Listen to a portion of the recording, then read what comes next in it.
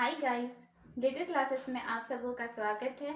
आज मैं आप सबों के सामने क्लास 10 का एनसीईआरटी मैथ्स बुक का चैप्टर 6 पढ़ाने जा रही हूँ।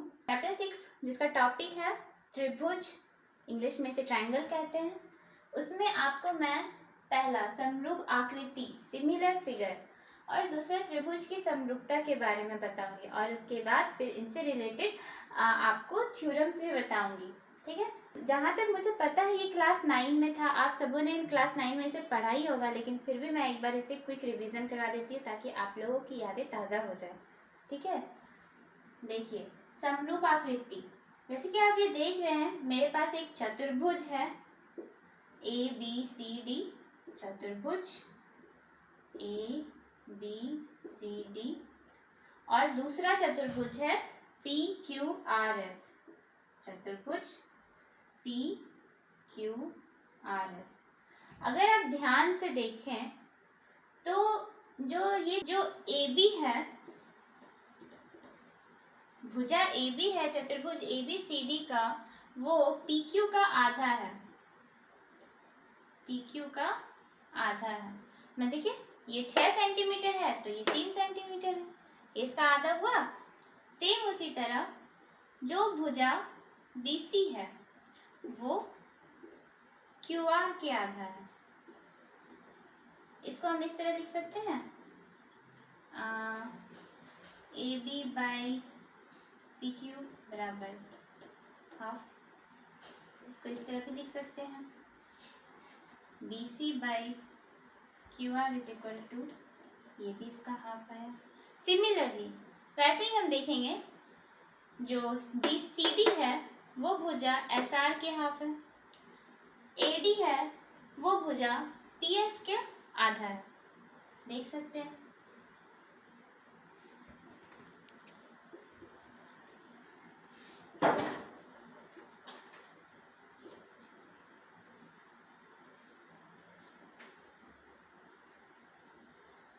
CD है ना तो RS होगा।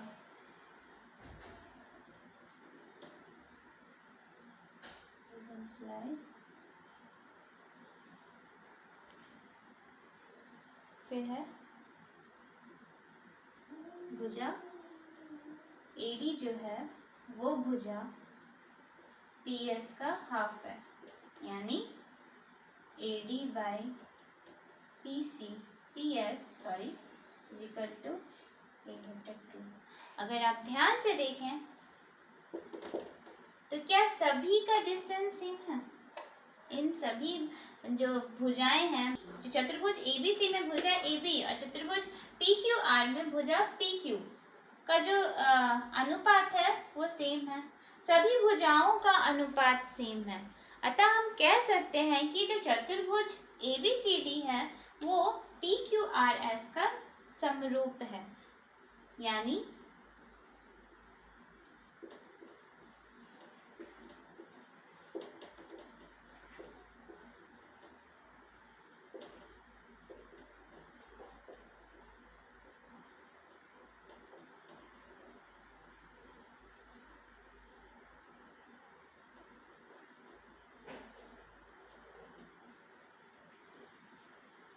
कह सकते हैं चतुर्भुज ABCD और PQR एक समरूप चतुर्भुज है।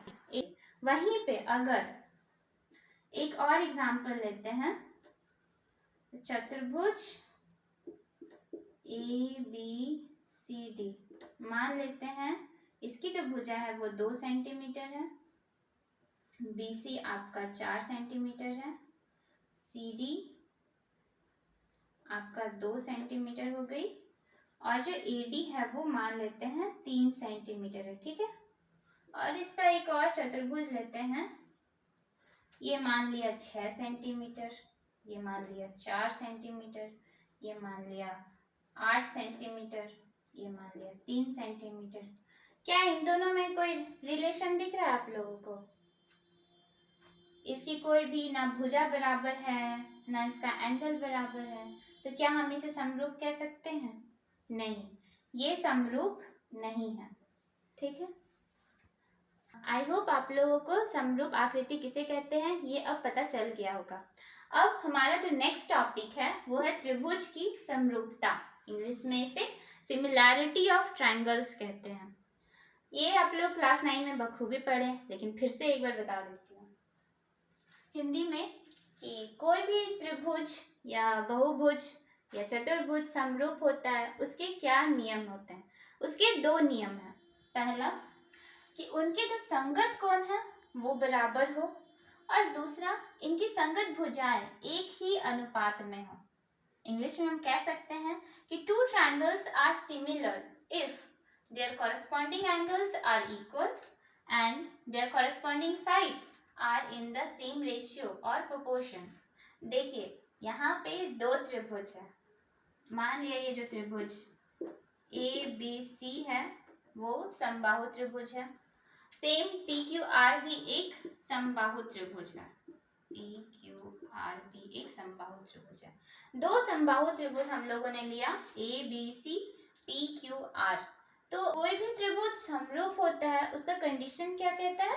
पहला कंडीशन था कि उनके संगत कोण बराबर हो। संगत कोण कॉरेस्पॉन्डिंग एंगल, मतलब अगर एंगल A है तो जो दूसरा त्रिभुज का एंगल है P, उन दोनों का एंगल बराबर होना चाहिए।